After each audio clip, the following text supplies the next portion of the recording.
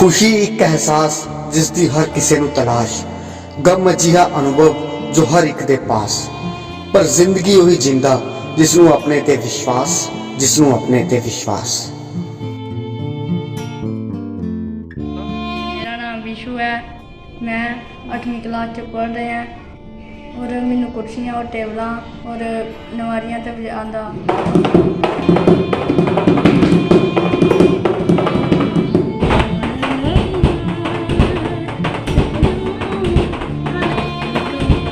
मैं चाहना कि मैं अगे जाके कुछ बना और मैनू लोग ज़्यादा तो ज़्यादा पसंद करन।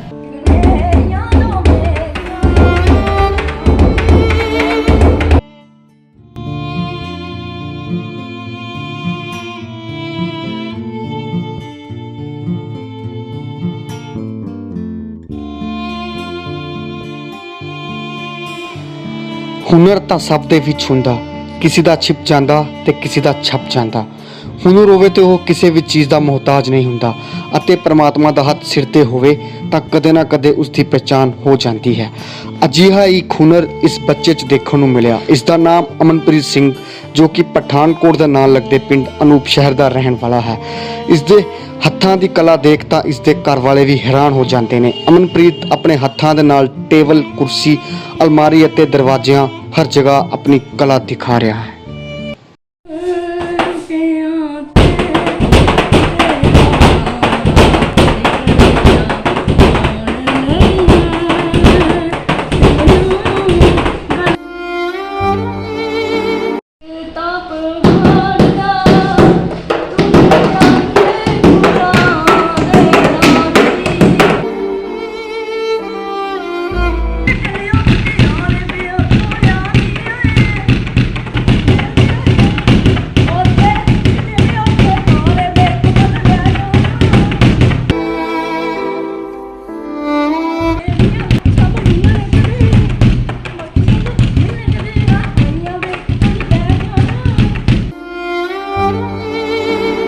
विशु है।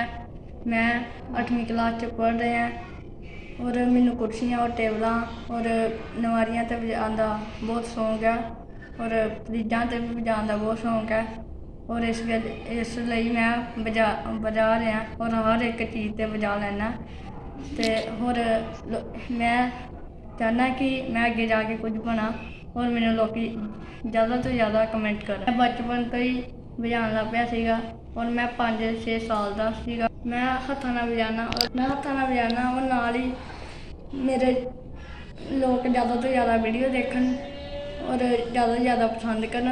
मैं तुहाडा धन्नवाद करदा जिहड़ा पिंड आ के तुसीं मेरी वीडियो बनाई। बहुत बहुत धन्नवाद। सत श्री अकाल जी। ये मेरा बेटा है अमनप्रीत सिंह जी और ये मतलब छोटे होंदे तो ही अठमाया होया सी और ये बहुत वीक ही और डॉक्टर ने जवाब दे दिता ही एक्चुअली इन्हू मशीना च रख के अं 6-7 लाख रुपया लगाया और ये बहुत कम वीक है और मतलब कि ये छोटे होंदे तो जो दूध पींदा सी और कोई भी चीज़ बजाना शुरू कर दिंदा ही, अपनी बॉटल नूं बजांदा ही, हत्थ मारदा रहिंदा ही। तो मैं सोचदी ही पता नहीं क्यों इस तरह करदा है।